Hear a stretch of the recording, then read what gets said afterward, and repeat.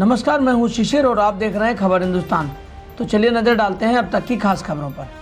ममता बनर्जी के यूपी में चुनाव प्रचार पर बोले योगी के मंत्री गुंडाराज का समर्थन करने यहां आई हैं। उत्तर प्रदेश के मंत्री सिद्धार्थनाथ सिंह ने कहा कि ममता बनर्जी बंगाल में एक गुंडाराज चला रही हैं और यहां पर अखिलेश यादव का जो गुंडाराज चला था वो उसका समर्थन करने आई हैं। उत्तर प्रदेश की जनता ने फैसला कर लिया है कि अखिलेश जी और उनकी पार्टी को पूरी तरह से कोल्ड स्टोरेज में डाल देंगे। अरविंद केजरीवाल ने कहा, बीजेपी कांग्रेस के बाद आपको दे मौका, 5 साल में राज्य का कर्जा करेंगे माफ। दिल्ली के सीएम और आम आदमी पार्टी के संयोजक अरविंद केजरीवाल ने कहा कि उत्तराखंड की जनता एक बार आपको मौका दे, क्योंकि राज्य का विकास आप ही कर सकती है। 5 साल में राज्य का कर्जा माफ करेंगे, राज्य के सरकारी स्कूलों को बेहतर करेंगे और बेरोजगारों को बेरोजगारी भत्ता देंगे। राज्य में विकास योजनाएं शुरू की जाएंगी और इसका लाभ बीजेपी और कांग्रेस के वोटर्स को भी मिलेगा। इमरान सरकार पर जमकर बरसे मौलाना फजलुर रहमान, कहा पाकिस्तान की अर्थव्यवस्था को अपाहिज बना दिया।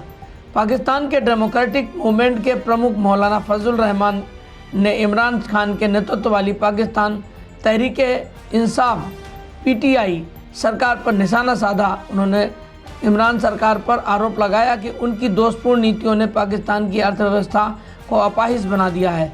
देश में बढ़ती महंगाई का जिक्र करते हुए रहमान ने कहा कि खाद्य पदार्थों, दवाओं और मुद्रास्फीति की कीमतों में बढ़ोतरी देश के लिए असली मुद्दे हैं, लेकिन पिछले 3 वर्षों के दौरान अंतर्राष्ट्रीय वित्तीय संस्थानों से भारी कर्ज लेने के बावजूद सरकार के पास इसे चलाने के लिए कोई नीति नहीं है। उन्होंने कहा कि देश में दैनिक उपयोग की वस्तुओं की कीमतों में वृद्धि और बेरोजगारी के कारण गरीब लोगों और युवाओं को आत्महत्या करने के लिए मजबूर होना पड़ रहा है। महाभारत में भीम का रोल निभाने वाले प्रवीण कुमार सोबती का निधन। BR चोपड़ा के पौराणिक सीरियल महाभारत में भीम का किरदार निभाने वाले प्रवीण कुमार सोबती का 74 साल की उम्र में निधन हो गया है।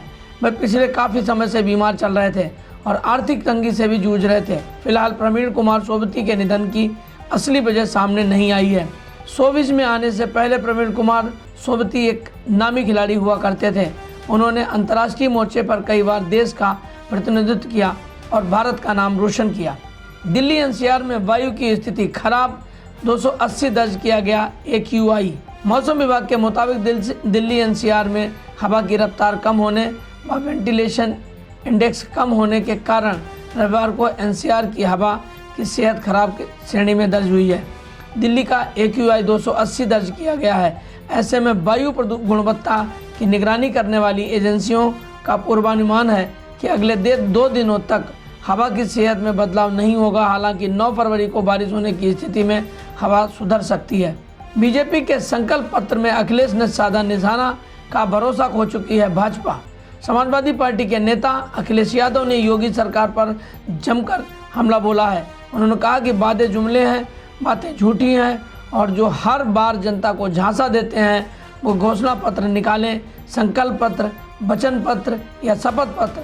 उत्तर प्रदेश की जनता अब विश्वास नहीं करेगी, क्योंकि भाजपा भरोसा खो चुकी है।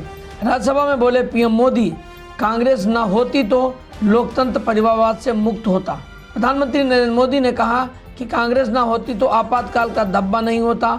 कांग्रेस के सामने मुश्किल यह है कि उन्होंने वंशवाद के पहले कभी और कुछ नहीं सोचा। हमें यह स्वीकार करना होगा कि भारत के लोकतंत्र के लिए सबसे बड़ा खतरा वंशवादी पार्टियां हैं। जब एक परिवार किसी भी दल में सर्वोच्च होता है तो सबसे पहले प्रतिभा का नुकसान होता है। भाजपा ने जारी किया लोक कल्याण संकल्प पत्र।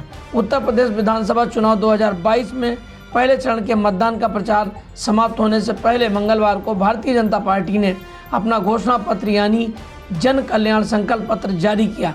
गृह मंत्री अमित शाह ने लखनऊ में अन्य दिग्गज नेताओं के साथ इंदिरा गांधी प्रतिष्ठान में घोषणा पत्र को जारी किया। लोक कल्याण संकल्प पत्र 2022 में भाजपा ने संकल्प लिया है कि प्रदेश के हर जिले में चिकित्सा सुविधाओं से युक्त मेडिकल कॉलेज स्थापित होंगे। सभी नागरिकों को सरकारी सेवाएं एक निश्चित समय में प्राप्त हों, इसकी गारंटी देने वाला कानून लाया जाए। लोक कल्याण संकल्प पत्र 2022 में भाजपा ने संकल्प लिया है कि बहन बेटियों से लव जिहाद करने वालों को कम से कम 10 साल की सजा और 1 लाख रुपए जुर्माना किया जाए, जिससे कि इस कुकृत्य को करने से पहले कोई भी 1000 बार सोचे।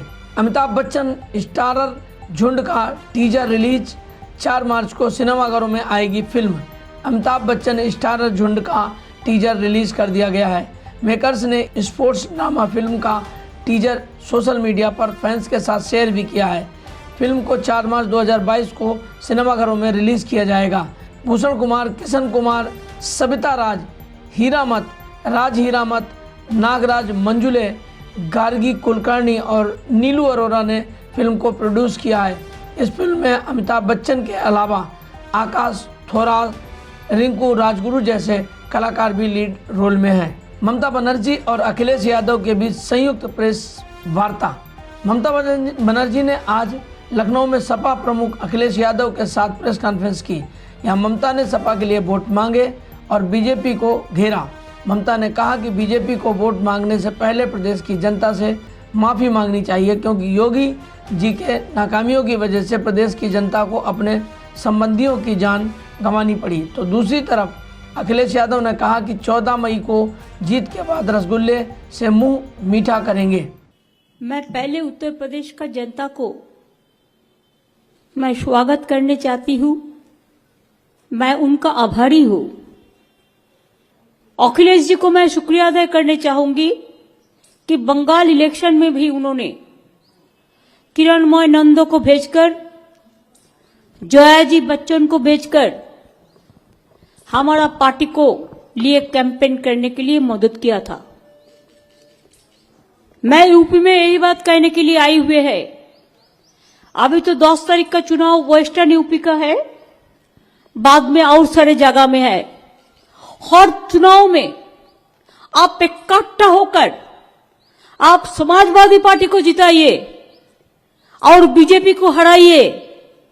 ये बात कहने के लिए मैं लखनऊ में आई हुई है। फिर 3 तारीख को हम वाराणसी में भी आएंगे। मैं यूपी में कॉन्टेस्ट नहीं कर रहा है, इसी के लिए नहीं कर रहा है कि आज बड़ा लड़ाई है। देश को अगर बीजेपी से बचाना है तो हमारा जो भाई इधर में लड़ाई करता है अखिलेश यादव, उसको सपोर्ट करना पूरा तरह ये हमारा हक बनते हैं। तो ये थी अब तक की खबरें।